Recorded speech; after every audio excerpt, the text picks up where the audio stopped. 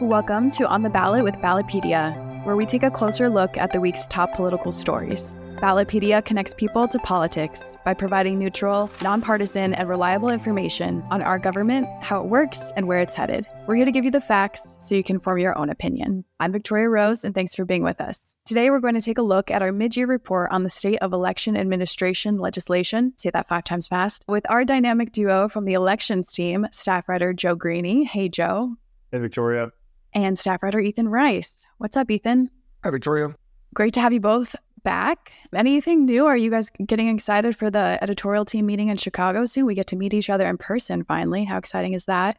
I'm really excited. Incredibly, somehow I've never been to Chicago. So not only do I get to meet all my coworkers face to face for the first time, I get to experience a wonderful American city. So yeah, that's surprising. Every time I feel like I talk to you, you're in a new city, but you've never been to Chicago. So I've never been. Checking it off the list. Solid. And Ethan and I will both be traveling from Texas to Chicago, trying to find cooler temperatures. That would definitely be nice. Yeah, I'm super excited about it. Super excited to experience some good Chicago pizza and some hot dogs, things like that. So yeah. Yeah, for sure. Well, today we're talking about election administration. State legislatures introduce thousands of bills each year affecting the way Americans vote and how our elections are governed. And as listeners have probably figured out by now, Ballotpedia's bread and butter is rounding up and analyzing all of this sort of information. So a few weeks ago, we released a report we're calling the State of Election Administration Legislation, which listeners can find a link to in our show notes if they're interested in reading it for themselves. The report covers all U.S. election-related legislative activity through the end of May. So we're lucky to have 2 of the chief architects of that report here with us today, and I'm really looking forward to picking your brains about your findings. But to start, would you guys mind sharing a little bit about our methodology and why we set out to create this sort of report in the first place? Sure. And like you said, Victoria, I think the real starting point is just the fact that there are thousands and thousands of bills introduced across the country every year that may or may not have a meaningful impact on how elections are administered and how people vote. And we really wanted to take this opportunity about halfway through the year, about a year after we launched our legislation tracker, to take a look back on what lawmakers have been doing around the country so far this year. I mean, we really went in looking at a couple of different things. We wanted to look at proposed changes to how people vote, changes to what people are seeing on their ballots, some back-end changes, really just trying to get a comprehensive picture of how lawmakers are considering and actually enacting changes to election administration. Awesome. Yeah, it's definitely something that's not out there. That's something only Ballotpedia is providing this information. So it's really cool. A really useful companion resource to the report is our election administration legislation tracker, which listeners can also find in our show notes. It was actually the tracker's first birthday in June. Could you guys give us a quick overview of how the tracker works and what listeners can use it for? Sure. So the tracker is a resource to help voters, journalists, researchers, activists quickly track election-related legislation through a really easy-to-use portal on our website. The tracker covers thousands of election-related bills in state legislatures and organizes them by topic, provide a neutral expert analysis from Ballotpedia's election administration researchers. And in addition to providing daily updates on the bills that we're tracking, we summarize each of the bills in a kind of easy to understand neutral language for a general audience. And we also have category tags that allow you to analyze trends in legislation that's been introduced this year and compare that to legislation introduced last year. For instance, there's all sorts of optimization that listeners can do when searching for bills.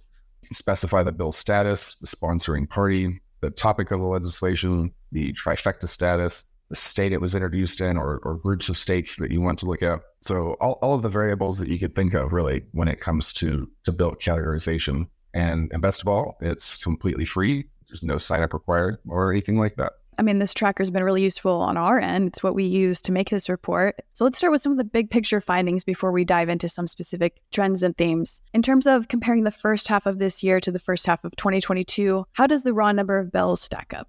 So we've tracked more bills through the first half of this year than all of last year. Almost 150 more bills introduced this year already. So we've really seen that increase in election-related legislation this year. We've also seen more bills enacted so far this year than for the same period last year. So far this year, states have enacted 183 bills versus 143 bills by this point in 2022. So we just celebrated the 1-year anniversary of this tracker. Does any of this increase have to do with our improving our methodology, or has there just been genuinely more activity going on?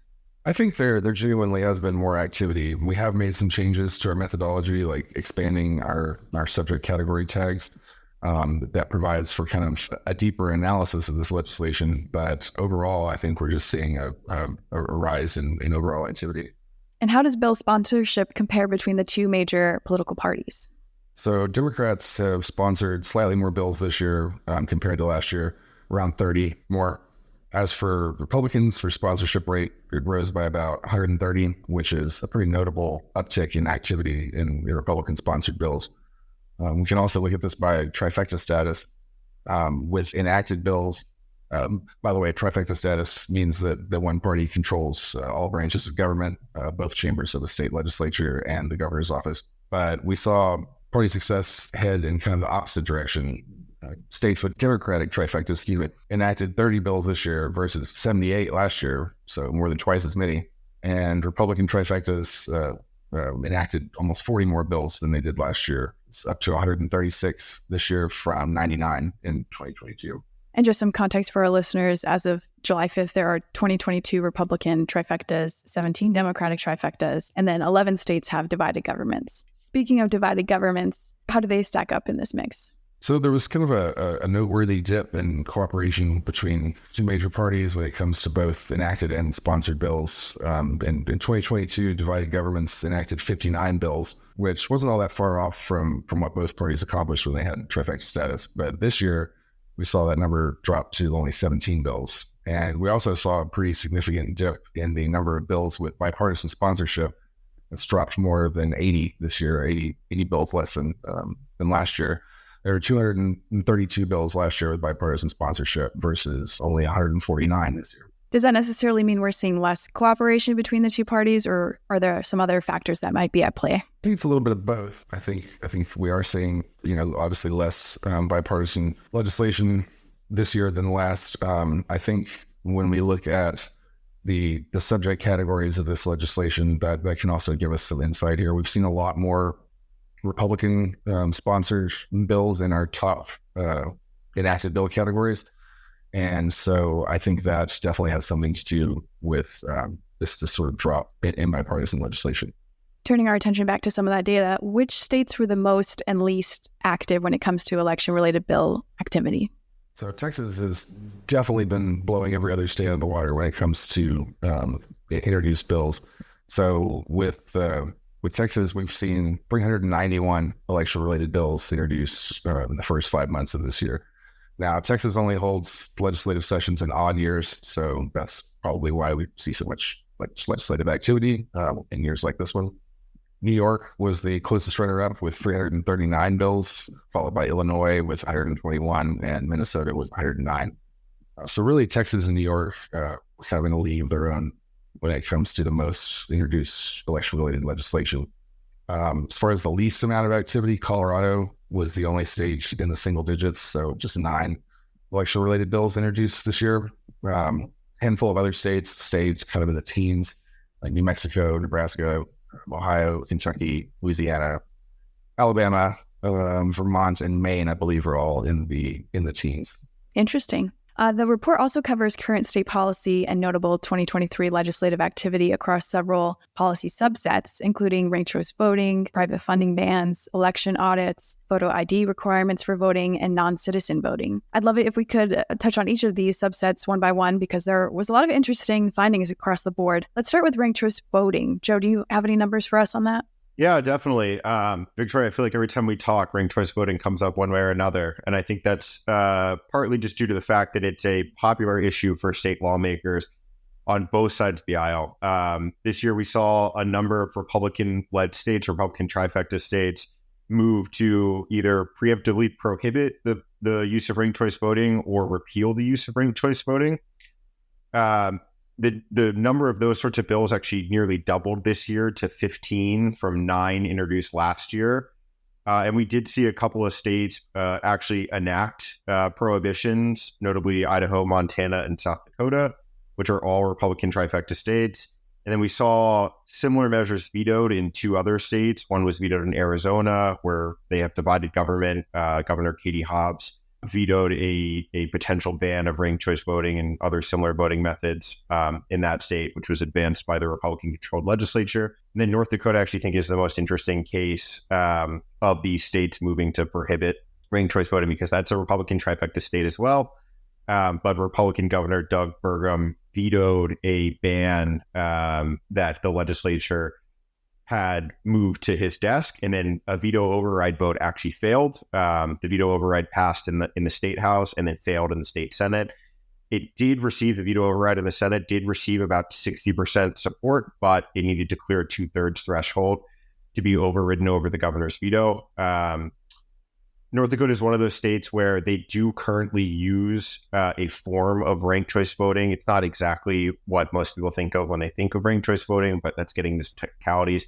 The city of Fargo in the state does use what's called approval voting, and a lot of the breakdown in support over this potential prohibition or ban on ranked choice voting came down to the issue of local control in the state and allowing municipalities, counties, other local jurisdictions to have ultimate control over their elections and not ceding that to the state legislature. So a little bit of a in the weeds there, but I think it's an interesting narrative around how these ranked choice voting bans are being thought about in the states. Then the other side of the aisle, we've seen a number of Democratic states move to expand or newly enact the use of ranked choice voting. We actually only saw one state so far this year. It's a state with divided government. Vermont was the only state that actually expanded the use of ranked choice voting this year. They currently use ranked choice voting for certain local offices, municipal offices in the city of Burlington. They expanded the number of offices that would be elected by ranked choice voting this year. But again, sort of across the country, we've seen a number of states, mostly Democratic-led, consider similar expansions or new uses of ranked choice voting. A lot of states are looking at using ranked choice voting in presidential primaries as well. Rhode Island is one of those states, for example. So yeah, we've kind of seen this bifurcation of how states are dealing with ranked choice voting. Some states are moving to ban or prohibit, which is really a new phenomenon. And then on the Democratic side of the aisle, we're just seeing sort of a continued expansion of the use, or at least considerations of expanding. And just out of my own curiosity, you kind of touched on this in your response. Do these ranked choice voting expansions or prohibitions include approval voting and star voting and all those different types? You would probably need a legal scholar of sorts to fully answer that question in each state. And there's a lot of debate around whether and sort of different language that we see in these bills around what sorts of voting systems are included in these prohibitions and bans. Some states just say ranked choice voting. Some states say ranked choice voting and similar voting methods. Some say tabulated voting methods, which is sort of a proxy for ranked choice voting. So you really need to parse the language in each of these bills and then eventually in state law to determine whether or not all sorts of similar voting methods are included in these bans and prohibitions. But yeah, we've seen sort of both approaches. We've seen just the name ranked choice voting, leave it at that. And then we've seen other states try and sort of encapsulate similar voting methods in their language. Super interesting. Another topic that came up in the report was ballot access for political parties, specifically like third-party candidates. It's a theme we touched on a few months ago when we saw some of this sort of activity tick up at the beginning of the year. So how many bills have been introduced related to ballot access? Yeah, and I just got to give a shout out to Ethan and I's colleague, or Ethan and my colleague. Grammar is not my strongest point, but Janie on the editorial marquee team as well, who did a lot of the research into ballot access requirements, legislation around ballot access.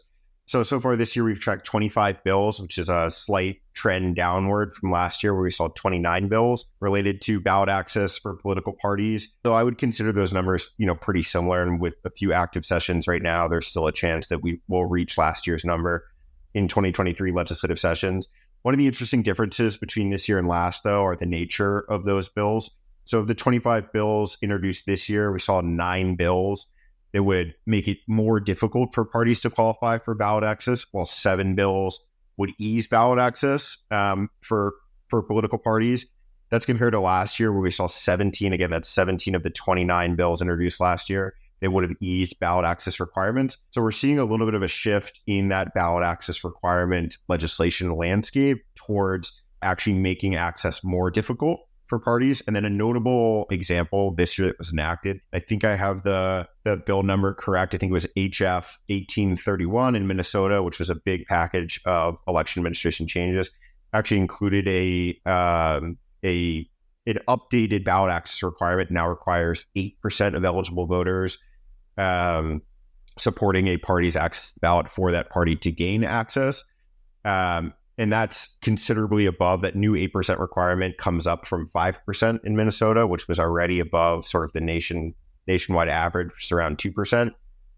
So yeah, we've definitely seen a number of states move to make ballot access a little bit more difficult. I won't get too far into it, but I kind of think in my mind, a lot of that's related to federal elections, particularly the upcoming 2024 presidential election. Well, we can leave that at that, though. Another topic that I found interesting in this report was the consolidation of election dates. It looks like some states are eyeing school board election changes in this vein. So what's the story there? Yeah, we've seen a lot of activity, significantly more activity this year compared to last in terms of states looking to consolidate election dates. And what that really means is just narrowing the range of permissible election dates for all sorts of different elections. And some states are working specifically on consolidating off-year elections to on-year elections. So off-year, just to define the term for us, is odd-year elections, really. So yeah, we've seen a lot of states move to eliminate off-year elections, and a lot of the stated goal there, or many of those, the stated goal for many of those efforts is to increase participation and decrease election administration costs.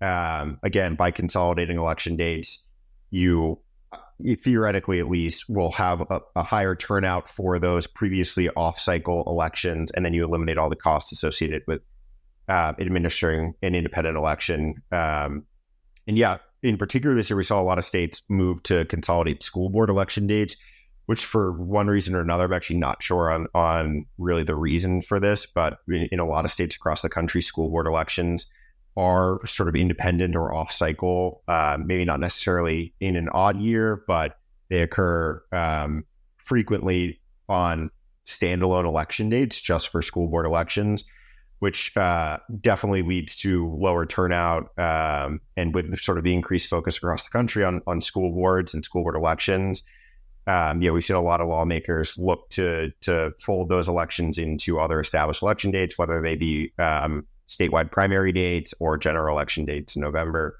Yeah, it's an interesting trend that I think we'll probably see more of, and something to keep an eye on. We also saw a dip in the total number of bills related to private funding of elections. Could one cause for this be that the GOP states have already passed bills addressing those concerns post-2020 election? Definitely. And that's my hypothesis. I think our editorial team in general, I think that's what we're attributing the drop in these private funding related bills to. Again, sort of in the wake of 2020, this is an issue that really came to the fore during the 2020 presidential election. There's obviously the huge question of election administration during the COVID-19 pandemic. And there were a number of grants that were made to local election administrators to try and defray some of the cost of moving certain elections to all mail or majority mail and absentee elections. And then we saw a lot of reaction, mostly in GOP-led states, to that sort of funding. And there was a contention that election administration and funds should be entirely public monies or should come entirely from taxpayer dollars, just to sort of nip in the bud any allegations of undue influence that sort of private election funding might have the chance to cause on election administrators. And then, really, we saw 28 states total move to restrict or totally prohibit the use of private funding for election administration after 2020. And 22 of those 28 states were states where the GOP controls both chambers of the legislature. We did see a number of these private funding bans enacted in states with divided government. Kansas and Kentucky are two examples. In Kansas, the private funding ban was enacted over a veto by Governor Laura Kelly. And in Kentucky, the bill was enacted without Governor Beshear's signature. And then Pennsylvania, just to throw another divided government state in there, the bill was signed by Democratic Governor Wolf at the time. So it's just to say that, this is an issue that I think GOP lawmakers and states have prioritized over Democratic legislators and democratically controlled states. But it's not an issue without support from the Democratic side. And then, just to maybe touch on what's going on this year. So there are 6 remaining states with Republican-controlled legislatures that do not currently have these sorts of private funding bans. And 3 of these 6 states saw bills introduced this session, and that's as of May 31st, I should note, that would implement private funding bans in those states. Montana newly enacted a ban. North Carolina saw a ban introduced, and then Louisiana, it looks like legislators in that state are set to place this on the ballot as a question for voters, likely in 2024. So something to keep an eye on. Super interesting stuff. Just a few more trends to touch on before I let you guys go. As a quick reminder to our listeners, you can read the full report on our website, and we've got a link handy for you in the show notes. But how about the story when it comes to enacted ballot collection bills? It looks like this year's crop of bills are mostly making small changes, but several states seem to be considering new restrictions and penalties. Yeah, you're right. Most of the changes this year are small changes, but we did see some states consider more substantial changes to these ballot collection or ballot harvesting laws. And the nomenclature there is interesting again as well. It kind of shows you that this is an issue that different parties think about in different ways. On the GOP side, the Republican-controlled side, we see a lot of states moving to restrict who can return another voter's ballot, and that's specifically absentee or mailed ballots. And then on the Democratic-controlled side, we're actually seeing some states expand the list of who's eligible to return another voter's ballot. We saw one state this year actually expand that list, and that's a Democratic trifecta in New Mexico. And then we saw a couple other states that currently don't have restrictions or have sort of very loose restrictions. It's hard to sort of consolidate all states' laws around this issue into neat categories. But Rhode Island and Wyoming are 2 of the states that really don't have strict prohibitions or strict language about who may or may not return another voter's ballot. And we did see both of those states consider bills this session. They would have more narrowly defined, I should say, who would be eligible to return another voter's ballot. And then get to zooming out a little bit, of the 22 states that currently have a Republican trifecta, 11 of those states specify or limit who may return another voter's ballot. And 4 others of those 22 Republican-controlled states, Republican trifecta states, do not have any law related to ballot collection. And then on the Democratic side, we've got 17 Democratic trifecta states, and only 3 of those states specify or limit who may collect or return an absentee ballot. Again, mostly small changes this year, but we're kind of seeing again a splitting off of Republican and Democratic-controlled states into different camps on this issue. And there was one specific type of bill that was both the most commonly introduced bill and the most commonly enacted bill. But also, what's the breakdown look like among the top 5 topics? So the most common topic of introduced election legislation that we've had this year was contest-specific procedures. And that refers to primary election systems, municipal election procedures, recall elections, special elections, and sort of those systems that are unique to a particular election type. So that was both our top category of introduced bills and also enacted bills. And this was followed by ballot access, voter registration, and list maintenance, audits and oversight, and then absentee and mail-in voting.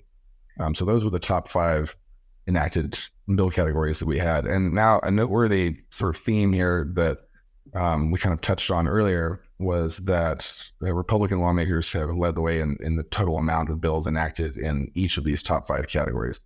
So about 3/4 of the contest-specific procedure bills were sponsored by Republicans, 57% of election dates and deadlines, 60% of audits and oversight, 53% of ballot access bills, and 63% for counting and certification. So in all of those categories, we see that Republican lawmakers have introduced more legislation than they did last year. And also within each of those categories, they've introduced more than Democratic lawmakers or bipartisan sponsors. And we also saw Republican lawmakers enact the majority of bills related to voter list maintenance, while multiple states consider bills related to ERIC, which we also touched on recently with the help of EAC Commissioner Donald Palmer on this podcast. Were those sorts of bills concentrated in any specific states, or were they spread more around the country? Yeah, we definitely saw a concentration of voter list maintenance bills, at least enacted bills, in Republican trifecta states. So we have 11, we've tracked 11 enacted voter list maintenance bills so far this year, 10 of which were enacted in Republican trifecta states, and one was enacted in New Mexico, Democratic trifecta. And you touched on ERIC, Eric, as I like to call it, the Election Registration Information Center, which has been sort of a hot topic this year in election administration circles in general. We saw lawmakers in a number. Well, first of all, we saw a number of states resign from ERIC this year, independent of any legislative input. I think it's 8 states total this year alone in 2023, bringing the total number of states that have resigned from ERIC to 9. And then just to give some context there, ERIC at its height had 33 participating member states. So we've seen almost a third of those states resign in a little bit over the last year.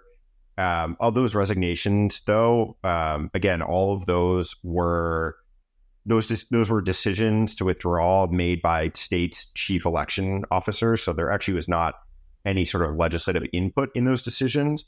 But that's not to say that lawmakers weren't trying to have their voices heard in those conversations, in those decisions.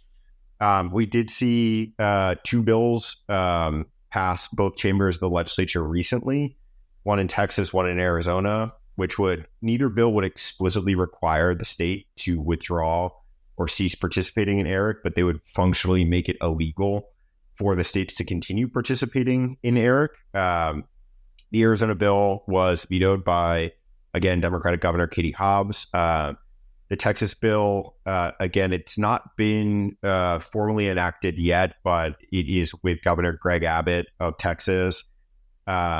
And actually, I think it may have been, you're going to have to fact check me on that, because it may have been signed in the last week or so, and I just haven't had my eyes on it.